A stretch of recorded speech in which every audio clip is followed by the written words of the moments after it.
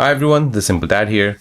In this video, I'll show you how to turn on and turn off Bluetooth on your Redmi Note 14 Pro. So if you want to turn on and turn off your Bluetooth, so there are two ways to do this on your phone. So the first and the most easiest way is bring down the notification bar. From here, find the Bluetooth icon, which looks like that. To turn it off, go ahead and tap on it.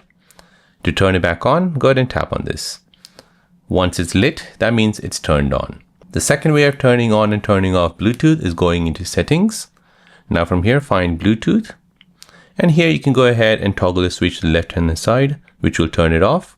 And if you toggle it to the right, it'll turn it back on. Now, while you're here in this settings, you can see all the available devices where Bluetooth is switched on, and you can go ahead and tap on them to connect to them. So there you go guys, that is how to turn on and turn off Bluetooth on your Redmi Note 14 Pro 5G mobile phone.